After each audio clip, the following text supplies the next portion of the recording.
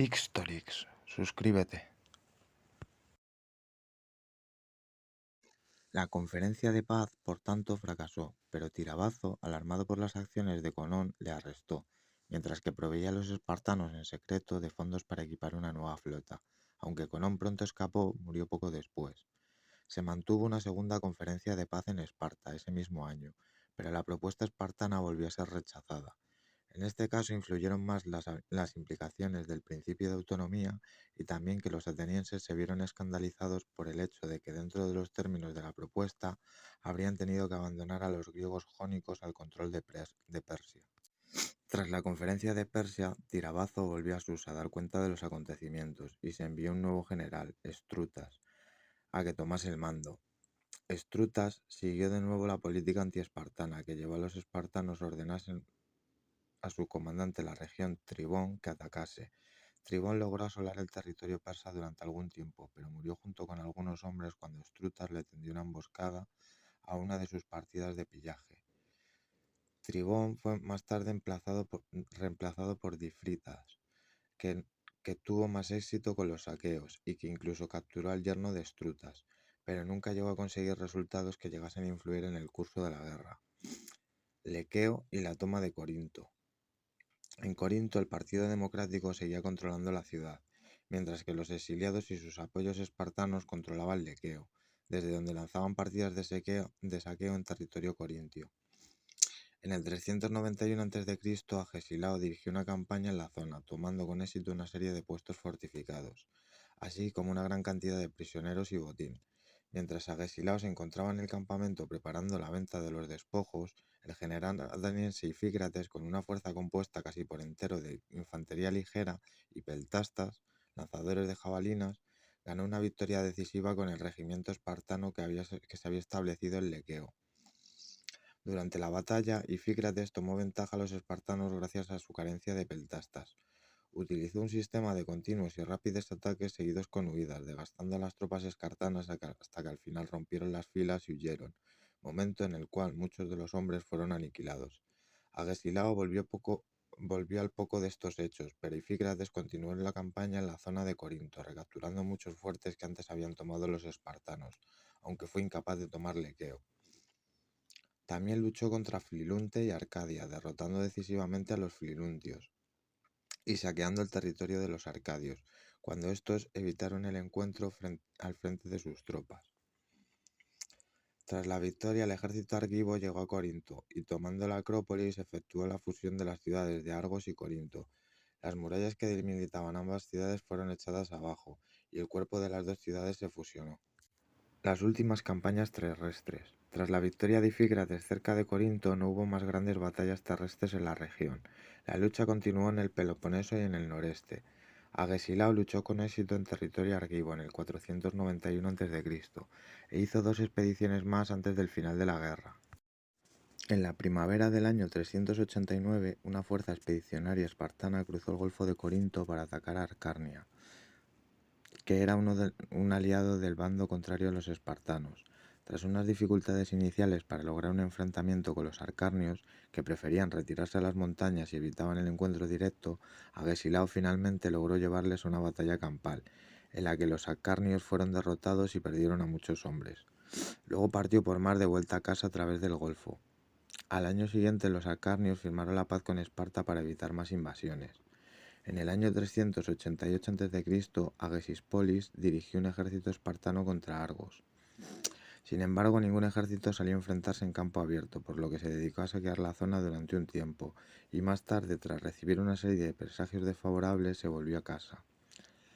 Las últimas campañas navales. Tras su derrota en Cnido, los espartanos comenzaron a reconstruir su flota. Tras varias luchas con Corinto, habían retomado el control del Golfo de Corinto en el 392. Tras el fracaso de las conferencias de paz en el año 292, los espartanos enviaron una pequeña flota al mando del almirante Ecdico al mar Egeo. Sus órdenes eran ayudar a los oligarcas exiliados de Rodas. Ecdico llegó a Rodas y se encontró con los demócratas, completamente al mando y en posesión de una flota más grande que la suya, por lo que decidió esperar a Cnido. Los espartanos enviaron el apoyo de su flota principal desde el Golfo de Corinto, al mando de Teleutias. Tras recoger más naves en la isla de Samos, Teleutias tomó el control de la flota reunida en Cino y comenzó las operaciones contra Rodas. Alarmados por este resurgimiento espartano como fuerza naval, los atenienses mandaron una flota de 40 trirremes dirigidas por Trasíbulo. Este, juzgando que podía conseguir más luchando en otros lugares, en lugar de enfrentarse directamente a la flota espartana, navegó hacia el Helesponto. Una vez allí logró poner del bando ateniense una serie de estados principales e impulsó el pago de un impuesto a aquellas naves que atravesaran las cercanías de Bizancio, restaurando una fuente de ingresos que los atenienses habían tenido en la anterior guerra del Peloponeso. De ahí partió a la isla de Lesbos, en donde gracias al apoyo de los mintileos derrotó las fuerzas espartanas de la isla y tomó un buen número de ciudades. En el 388 a.C., mientras dirigía su flota al sur a través del Egeo, sus soldados asolaron los campos aspendos. En venganza, los aspendianos atacaron el campamento ateniense por la noche y Trasíbulo fue asesinado en una tienda. Tras estos acontecimientos, los espartanos enviaron un nuevo comandante, Anaxabio, a Ábidos. Durante un tiempo consiguió una serie de éxitos contra Farnabazo y capturó un buen número de naves mercantes atenienses. Los atenienses, preocupados de que los logros de Trasíbulo se perdiesen, mandaron a Ifígrates a la región para que se enfrentase a Anaxabio.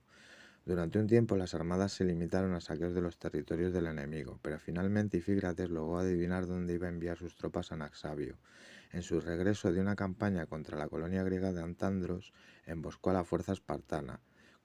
Cuando Anaxabio y sus hombres entraron en el terreno escarpado y montañoso en el que Ifícrates y sus hombres les estaban esperando, los atenienses emergieron y les emboscaron, matando a Anaxabio y a otros muchos. Egina y el Pireo. Llegados a este punto, en el 389 a.C., los atenienses lanzaron un ataque contra la isla de Egina, frente a la costa de Ática. Los espartanos pronto lograron expulsar a la flota ateniense, pero Atenas continuó acosando a la ciudad de Egina por tierra. La flota espartana navegó hacia el este, hasta Rodas, dirigida por Antaclidas, pero fue finalmente bloqueada en Abidos por los comandantes atenienses de la región. Los atenienses de Egina, por su parte, fueron también contraatacados y acabaron retirándose algunos meses después. Poco después de la retirada de los atenienses de Egina, la flota espartana dirigida por Gorgopas emboscó al ateniense cerca de Atenas, capturando varias naves. Los atenienses respondieron con otra emboscada. Calabrias, que se dirigía a Chipre, tomó tierra en Egina y preparó una emboscada a los eginetas y a sus aliados espartanos, matando a muchos de ellos. Los espartanos enviaron a Teleutias a Egina para dirigir la flota que se encontraba allí, y viendo que los atenienses habían bajado de la guardia tras las victorias, lanzó un ataque por todo el Pireo capturando muchos navíos mercantes. La paz de Antalcidas. Mientras tanto, había entablado negociaciones con Tiribazos y había llegado a un acuerdo mediante el cual los persas entrarían en la guerra a favor de Esparta si los aliados se negaban a firmar la paz. Parece ser que los persas, nerviosos por algunas acciones atenienses como apoyar al rey de Chipre y al faraón Acoris de Egipto, ambos en guerra con Persia, habían decidido que debilitar a Esparta apoyando a sus enemigos había dejado de ser útil. Tras escapar del bloqueo de Ábidos, atacó y derrotó a una pequeña fuerza ateniense y reunió una flota de apoyo enviada desde Siracusa. Con esta fuerza pronto se vio aumentada con naves aportadas por los sátrapas de la región. Navegó al Helesponto para cortar las rutas de comercio que llevaban el grano a Atenas. Los atenienses, con el recuerdo de la derrota similar todavía fresca, la guerra del Peloponeso solo había acabado hacía 20 años, estaban dispuestos a firmar la paz. Fue entonces cuando Tiribazo convocó una conferencia de paz a finales del 387, estando los principales participantes en la guerra preparados para discutir los términos de la misma. En los términos del tratado se tuvo como base el decreto del rey persa Artajerjes II.